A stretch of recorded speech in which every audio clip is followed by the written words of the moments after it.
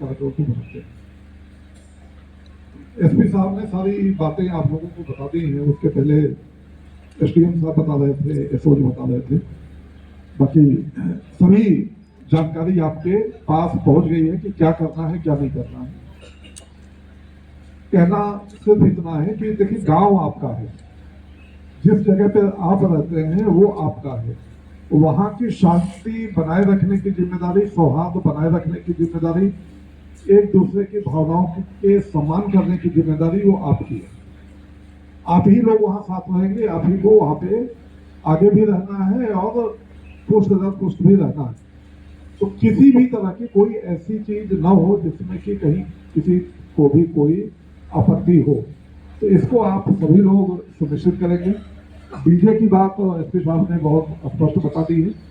तो मैं सुझाव ये देना चाहूंगा कि डीजे का प्रयोग न करें तो ज्यादा बेहतर है। किसी भी रूप में डीजे लाभदायक नहीं है।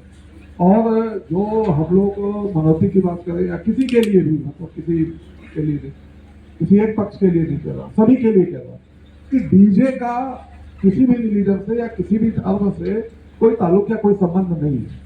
एक समय की बात है कि हम लोग लगाते जा रहे हैं डीजे, और डीजे का जो साइड इफेक्ट है आप लोग समझ सकते हैं। जब डीजे बजता है तो आसपास के बिल्डिंग्स में वाइब्रेशन होते हैं। आसपास जो लोग चलते हैं, जो गाड़ियां जाती हैं, वो गाड़ियां हिलने लगती हैं जब आप डीजे बजाते हैं।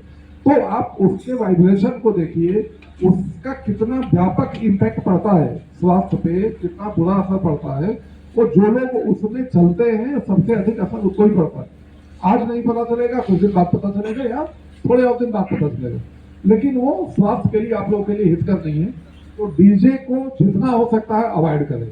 और यदि कोई अपरिहार्य है, मजबूरी है, कोई प्रेशर है, आपको लगाना ही है, तो जो एसपी साहब ने कहा कि 2 स्पीकर, उससे ज्यादा किसी भी दशा में डीजे का उपयोग नहीं करेंगे।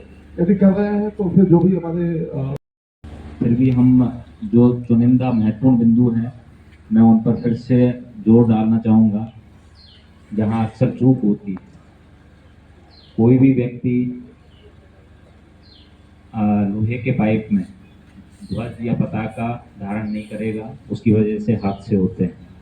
ना ही जो ऊंचाई का निर्धारण किया है उससे ऊंचा कोई राज्य होना चाहिए, उसकी वजह से भी हादसे होते हैं।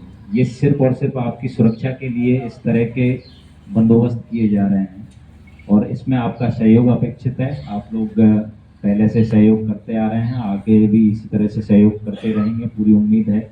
लेकिन कुछ भ्रम फैलाने का या कोई असामाजिक गतिविधि करने का प्रयास किया तो सख्त कार्रवाई अमल में लाई जाएगी। सोशल मीडिया पर लगातार निगरानी की जा रही है।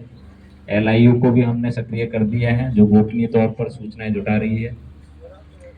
बिल्कुल निचले स्तर पर जाकर कौन उस व्यक्ति को उकसाने का प्रयास किया है, हम केवल उस तक सीमित नहीं रहेंगे जिसने कुछ खुरापात करने की सोची। हम उस तक जाएंगे जिसके दिमाग की उपज थी।